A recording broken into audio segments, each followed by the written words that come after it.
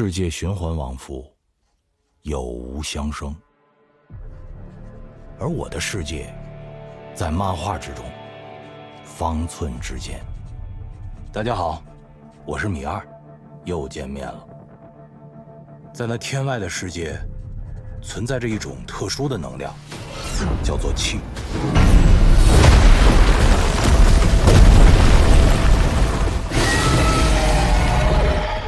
能够运用自己体内气的人，被称为异人。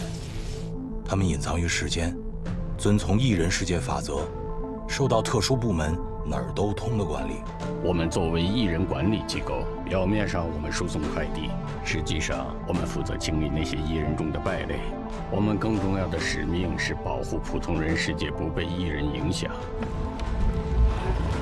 身为艺人的张楚岚，隐忍多年，却因一场霍乱被卷入了艺人界，从而结识了身世隐秘的不老少女冯宝宝。张楚岚，从今天开始，你就是我的奴隶了。奴你妹呀！两人朝夕相处，闯荡艺人世界，结交了诸多身怀绝技的艺人朋友，历经各种挑战，最终建立起深厚的羁绊。与此同时，张楚岚发现冯宝宝有着更为神秘的身世。我不晓得该啷个办了，我也想回家。宝儿姐，我会帮你找到真相，找到可以回去的地方。为了帮冯宝宝恢复记忆，找回身世，张楚岚不断成长自身，拼尽全力。我要干翻的是这汤头。最终，他们找到了真相。原来冯宝宝就是假身之乱的真正源头，一切祸乱因他而起。同时，张楚岚发现，他从小到大一直被冯宝宝默默守护。他才4岁，你难道一直等下去吗？只要我有的是，我等得起。真相带来了危机，在这场劫难中，冯宝宝遭受重创，再次失去了所有的记忆。张楚岚用自己的讲述，帮他重新找回了点滴过往，但冯宝宝的神秘身世，却始终是一个巨大隐患，牵动着所有关心他的人。野心家蠢蠢欲动，整个艺人世界也即将陷入一场新的危机。而这一切，都从哪儿都通的一个特殊案件开始。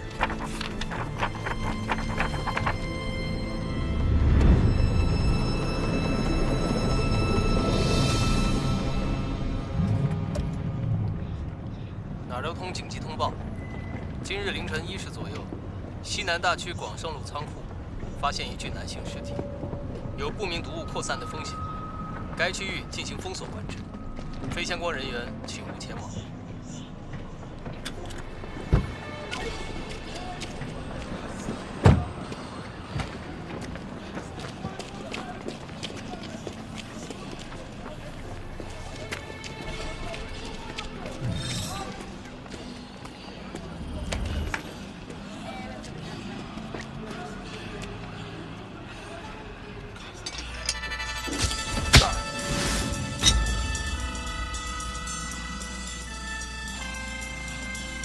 毕董，请坐我跑步。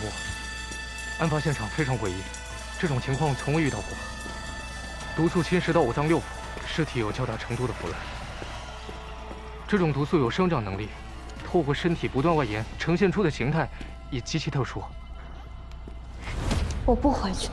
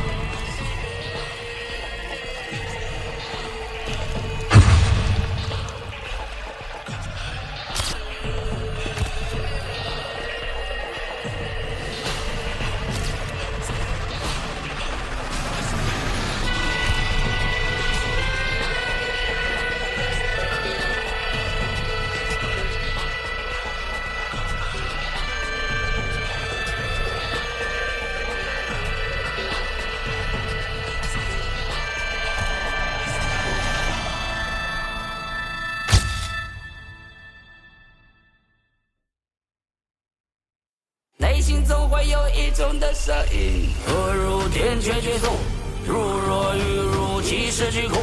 恐惧不过是林中的痛，人生不过是一场的梦。事物操纵情绪的怒，执着来自无解的苦。行善本是同一种的路。暴力战斗，寻找机会对手，是每家的小菜头，满足我胃口。陈留下向万物行，带领历史功，大慈大悲显野兽，相对下地为我疯。人是恶源头，年让我心斗，我信我自由。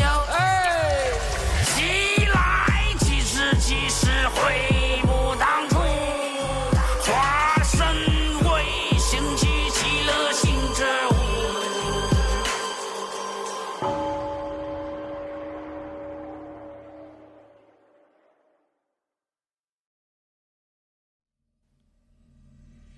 哪儿都通作为异人世界的管理组织，维护异人世界稳定，铲除异人邪恶势力，避免异人干扰普通人世界，确保二者和谐共存。哪儿都通对外以快递公司的身份出现，是兼具科研与管理职能的特殊部门。为了方便管理，哪儿都通分为7大辖区，而7大区各有一名特殊员工，他们能力出众，能够解决各种棘手高难度任务，精准打击异人犯罪行为，属于哪儿都通的特派队员。其人身份极其隐秘，并不对外公开，直属各大区负责人监管，其真实身份和信息不会出现在公司内部档案中，因此皆以临时工代称。楚兰，路北区有异人嫌犯在普通人面前暴露异能，扰乱秩序。公司决定派你和宝宝前去抓捕。嫌犯目前在异人专属区，位置我稍后发你。你们准备准备，赶紧出发。收到，四哥。怎么最近冒出这么多案件啊？我和三儿正在调查中，你们行动小心点，这些异人的身份非常可疑。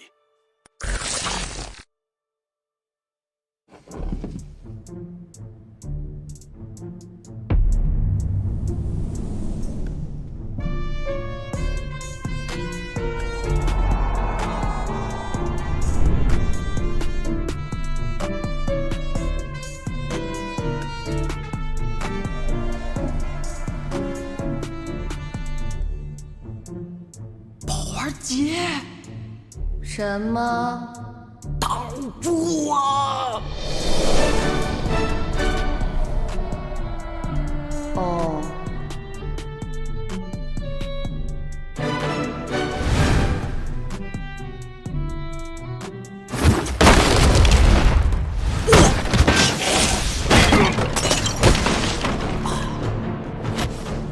楚兰，宝宝，别大意。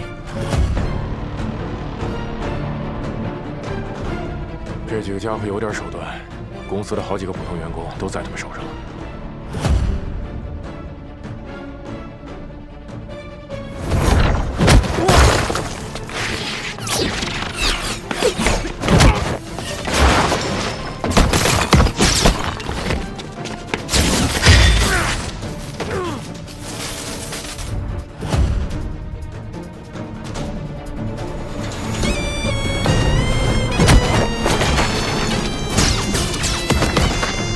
而且我的雷法对他们不起作用，他们身上可能有护身法器，你们要小心一点。发起，下次发起。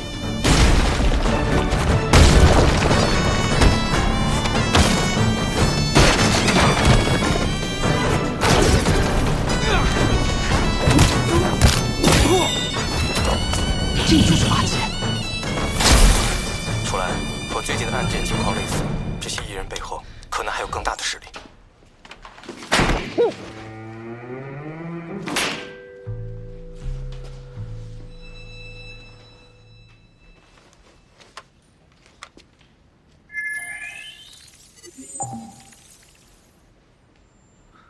三哥、四哥，什么情况？公司的档案里没有这几个异人的信息啊。难道他们不是异人？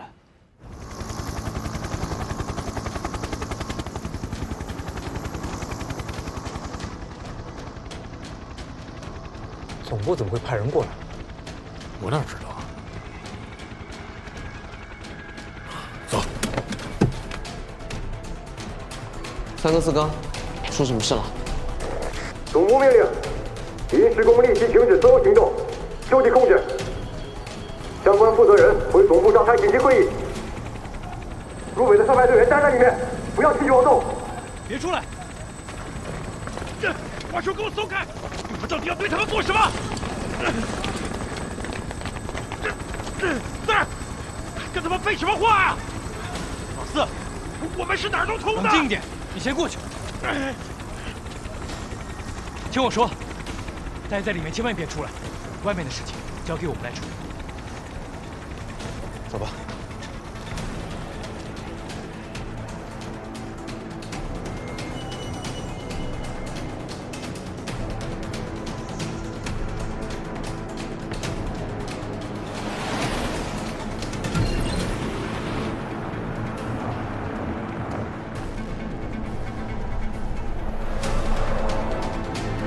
徐队先生，里面请。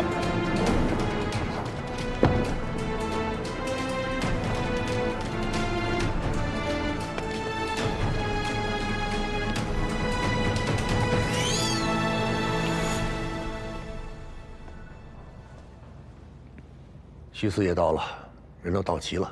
老毕，我们开始吧。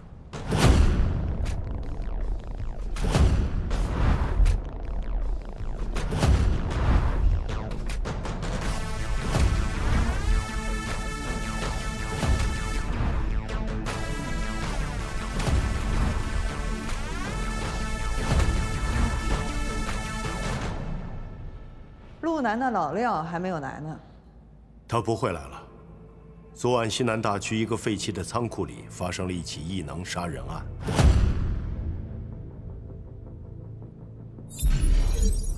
死者就是廖忠，而杀他的人就是他手下的临时工陈朵。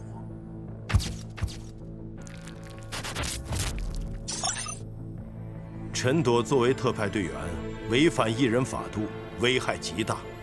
他的行为已经充分地暴露了临时工内部的巨大隐患，陈朵必须捉拿归案，其他临时工也存在风险，必须接受全面调查。这件事总部会亲自处理，把他们送进暗保，查出问题的就不要再出来了。老毕，别那么早下定论吧。找大家来的目的，不就是为了集思广益，讨论对策吗？就是因为讨论来讨论去，才讨论出今天这个不可收拾的局面。毕董，一个陈朵犯了错，也不至于要搭上6个不相关的人吧？不相关？你父亲徐翔20年前设立了这个职位，初衷是为了解决艺人界管理的棘手问题。可实际上呢，这些特派队员却个性太过突出，不受控制，行为风险极高，稍有不慎就会违反原则。而且他们的身份还都受到了严格的保密。你们为这些来路不明的人谋取了特权，难道你们还要执迷不悟吗？这些特派队员的选拔确实不拘一格，这点我承认。但是在廖忠出事之前，这些人在公司从来没有出现过任何差错，为艺人界的稳定也出了不少力吧。这里有功劳，也有苦劳。你现在就因为一个陈朵要对他们全盘清算，多少有点卸磨杀驴的意思吧？老廖是死了，但是陈朵尚未落网，你现在只是推定，没有明确证据。那如果发现陈朵最后是被冤枉的，那你应该怎么解释啊？好，那我就让你们看个明白。在廖忠的身体上没有其他人留下的外伤，死因非常明确，杀死他的是一种极其特殊的毒。这种毒是以下毒者本身的气为养分，中毒者内脏会受到腐蚀，这些伤口就是廖忠体内毒发受到腐蚀所造成的。一旦中毒，就无药可解。总部的异能档案中会使用这种手段的人只有一个，那就是路南大区的陈朵。你们对陈朵都不是很了解吧？刚好，我这儿有几个案子可以帮助你们了解。这些案子有个共同点，那就是被追踪的艺人罪犯全都身中剧毒，十分痛苦。还有一个甚至不是死于中毒，而是忍受不了那种折磨，自我了断了。那个时候的陈朵在干什么？你们知道吗？监控录像显示，陈朵当时就站在那里，十分冷漠，他几乎不具备一个正常人的任何情感，令人不寒而栗。对这样一个人，你们难道还要替他辩护吗？陈朵作为临时工已经严重失职，藐视艺人纪律，其他的临时工也有相同的隐患，有几十年不换名字的，有暴力倾向无法自控的，还有和权性搅和在一起，反复横跳的。这样的一群人，你们能完全掌控他们吗？能控制他们不闯祸吗？不成为下一个陈朵吗？在陈朵的事情上，总部有错。我们一开始就不该让他离开安保。现在，必须要亡羊补牢。赵董，是时候下最后的命令了。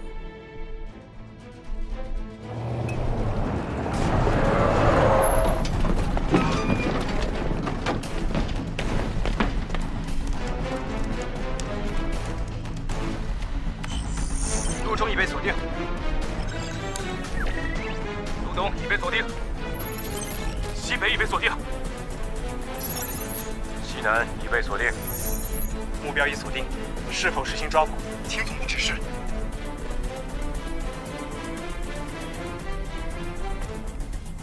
老毕，对你的态度我是绝对赞同的。艺人界不能乱呀，维护艺人界既定的秩序，必须摆在我们公司的首位。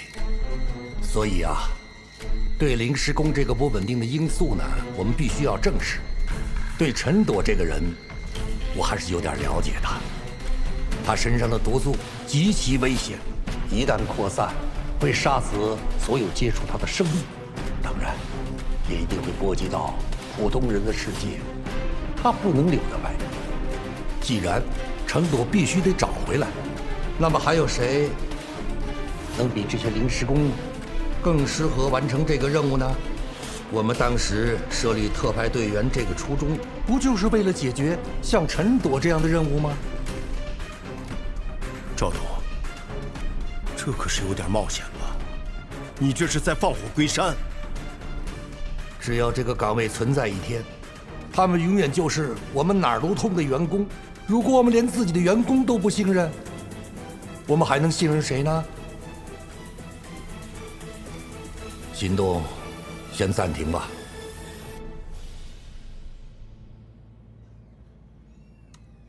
我赞同赵董的意见。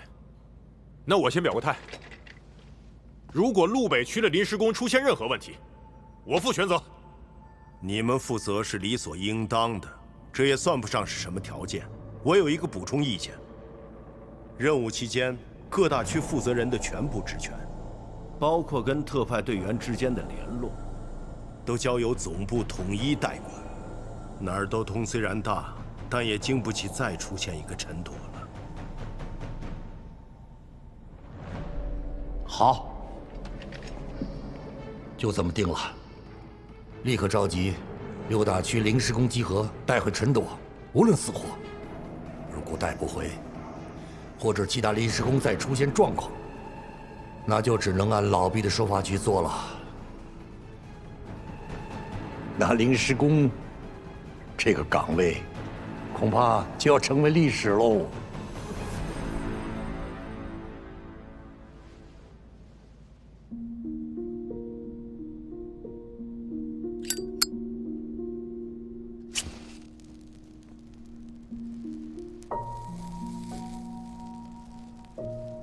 其他的特派队员也必须接受全面的调查，总部会亲自处理，把他们送进安保。发现问题的就不要再出来了。傅兰，大哥四哥，出什么事了？确实出事了，路南的廖忠死了，涉嫌杀他的是他手下的临时工陈朵。现在总部呢有联合那5名临时工，一起捉捕叛逃者，活要见人，死要见尸。这次的联合行动，由总部直接指挥。宝宝，你快下去吃点东西，准备准备。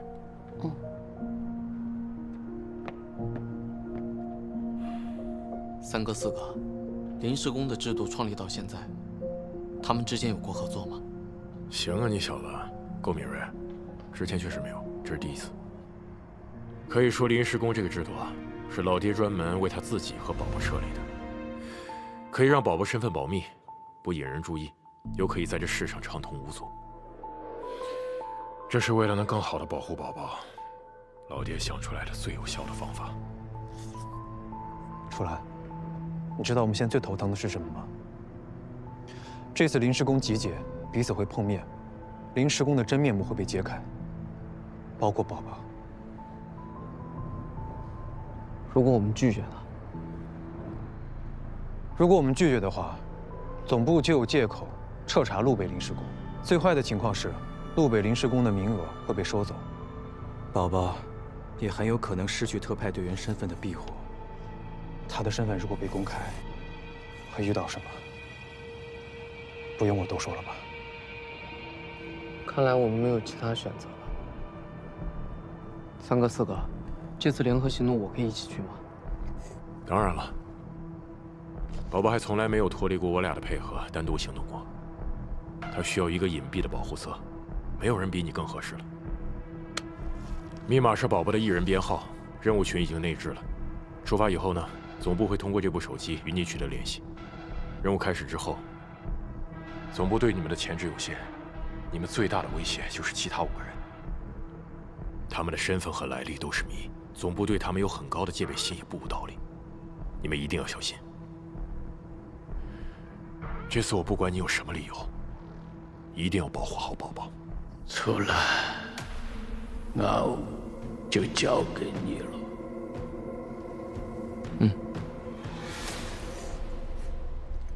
准备出发吧。情报显示，陈朵的现身地点已经出现了，机票已经给你们订好了，走吧。我们走了。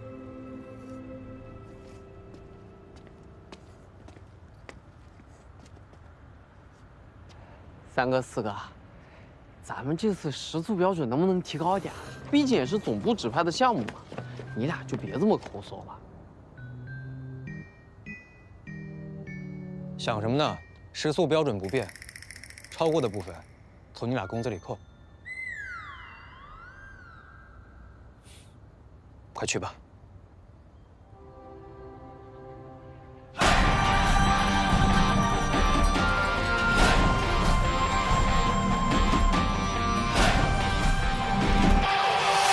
万人之上，一人之下，生来就不平凡，不知何为怕。冷静典雅，是海为家，一些妹妹独行人世界风华。前路浪大，我责任被下，我需求真相，不顾险境多大。之前不知间迎风踏，习无泪蒸发，世界点一生花。我放过为何去，逍遥望青川，练就我心肠。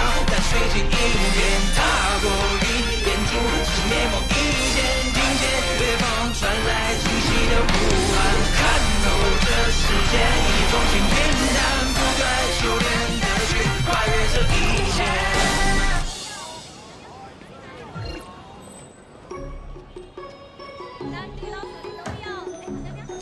你好，看2间房。1间120，2间240，押金100。东西，看1间。啊？年费有限，他要申请来租期。哦。我还是很难相信，一个小女孩居然杀了一个大区负责人，而且这个资料上写的是廖中培养并提拔了陈朵，就像徐主任对你一样。宝儿姐，你真的相信这个世界上有这么冷血的人吗？而这个坑货，我也早就想干掉徐思了。别老刷附近美食了。宝儿姐，你还记得我跟你提过的2兆吗？记得。后来我还找他聊过天，不过他好像很忙，后来都不回我了。比起陈朵，我更关心除了2壮的其他几个临时工。宝儿姐，过来看。这个资料里，其他几个临时工的档案一个都没有，是不是有点不对劲啊？要不我们在群里打个招呼？嗯。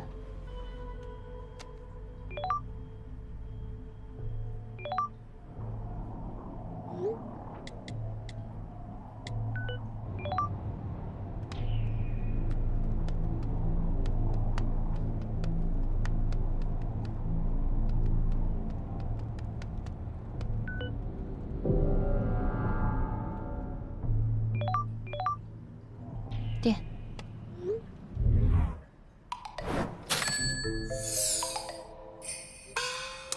原来这帮人都在潜水啊，难怪集合地点也没人提，也不知道这帮人是什么路子。怕啥子？有我在。我怎么怕了？我只是有那么一点小小的担心。不过现在也好，宝儿姐，咱们现在最好的策略，就是他们不露面，咱们也不露面，一直到了解清楚这帮临时工的底细。正所谓知己知彼，才能百战百胜。这次的任务目标是成都啊，这些临时工是队友，不是敌人。对待队友要信任。信任那是建立在了解的基础上。宝儿姐，这次你得听我的。哦。各位都到了吧？没有人提起集合的事儿吗？看来各位都不感兴趣啊。也是，要是没有这次任务，哼，我也不想和各位见面。任务简报各位都看了吧？陈朵来到这里之后，曾经与一个叫做万良才的人接触过。这个万良才无一人背景，经营一家小吃店。之后陈朵就失去了踪迹。既然都不想露面的话，那就由我一个人去接触一下这个万良才。这个任务由我一个人去完成也行。别想得太简单，陈朵的情报都是由我的线人提供的。等我赶到线人那里，他已经被杀了。伤口与记录中陈朵的手段对不上，陈朵很可能有同伙。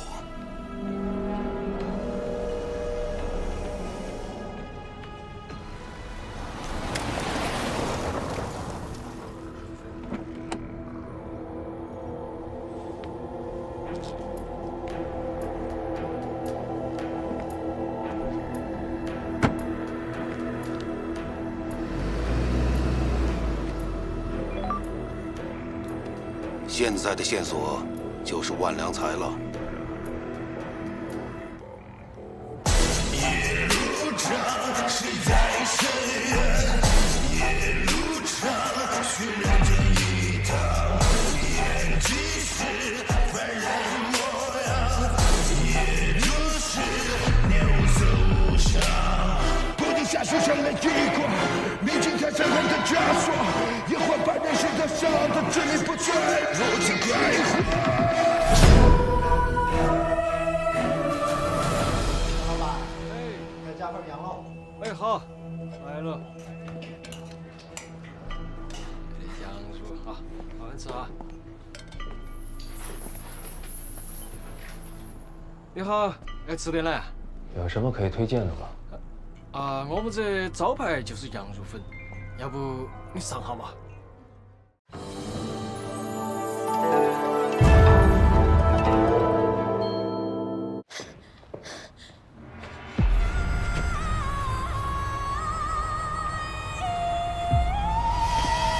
从现在开始，一个字都不许说，给我闭嘴！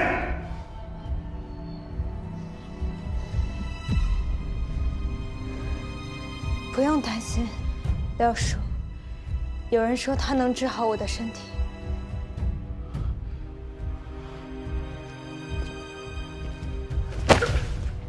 陈朵，什么有人说？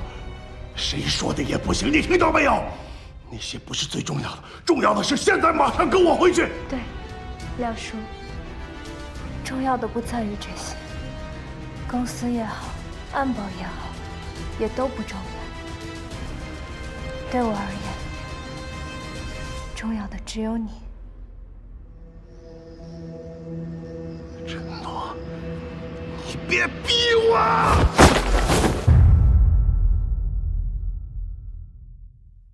内心总会有一种的声音，恶如天却却痛，如若雨如即时巨空，恐惧不过是林中的痛，人生不过是一场的梦，事物操纵情绪的怒，执着来自无解的苦，行善本是同一种的路。巴黎战斗，寻找机会对手，准备夹带小菜头，满足我胃口。陈留下向万物行，带领历史功，大慈大悲献野兽，上天下地为我疯，人是恶源头，年绕我心头，我信我自由。哎，起来，即使即使悔不当初，化身为兴起极乐行之物。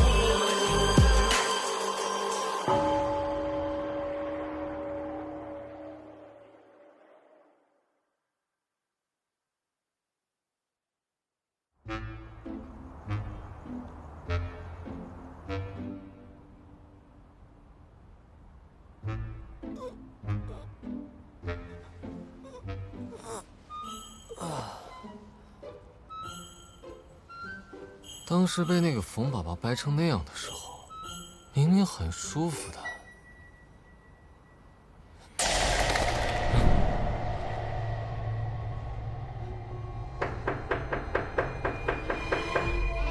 谁呀？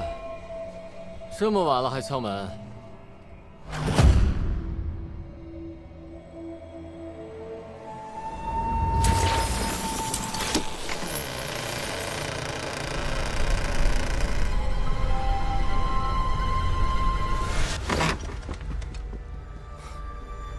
装神弄鬼。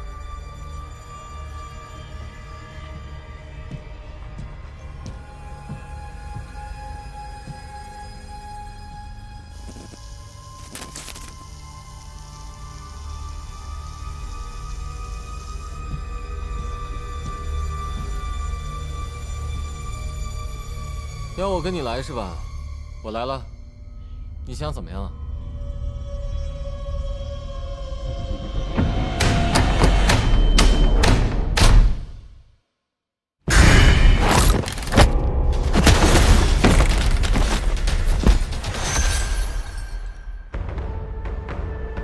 甩头一刺。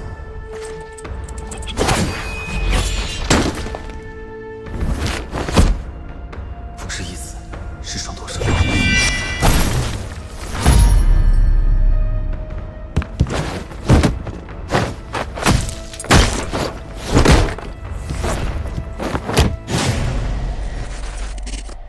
还有一个。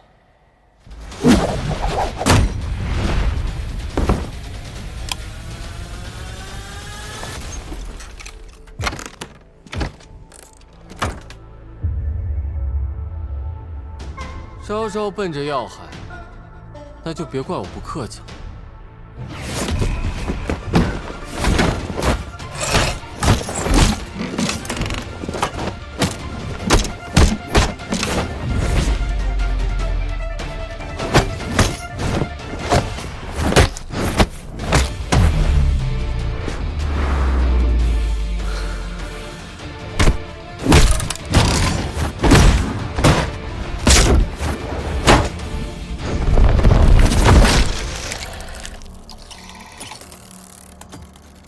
果然不是人，手艺不错嘛。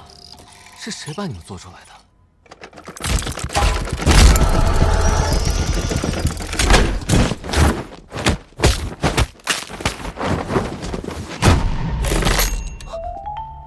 完美，太完美了！如此精妙的神技术，超出我们武侯家太多了。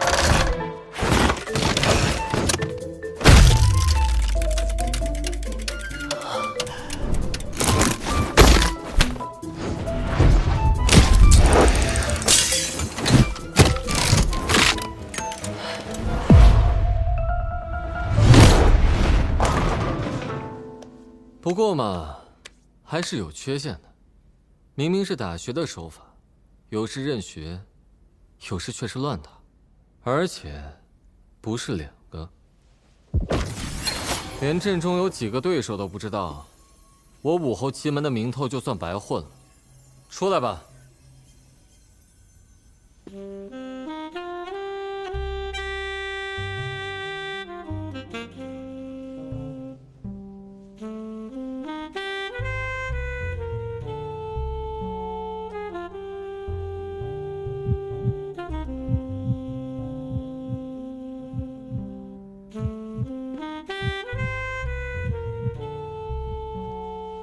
漂亮小子，怪不得村长看得上你。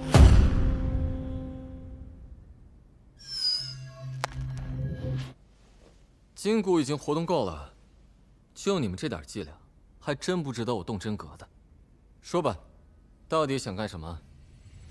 没什么，村长吩咐，办得到的话，顺手除掉武侯派的诸葛青。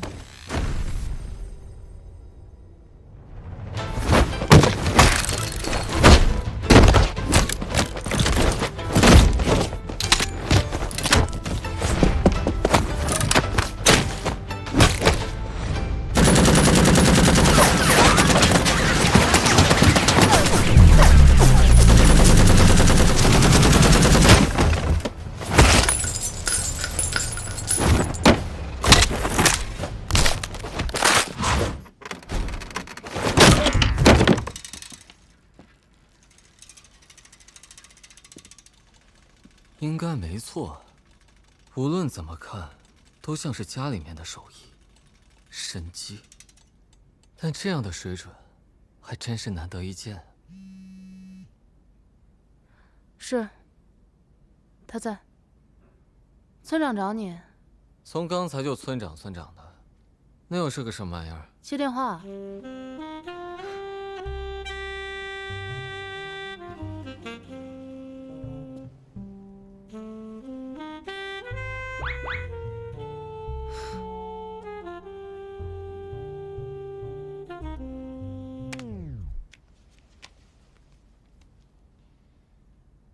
喂，村长是吧？找我有事吗？诸葛老弟，你好啊！我的人有对诸葛老弟不太礼貌的地方，多多包涵。你的人可是好好的跟我打过招呼的，结果你还满意吗？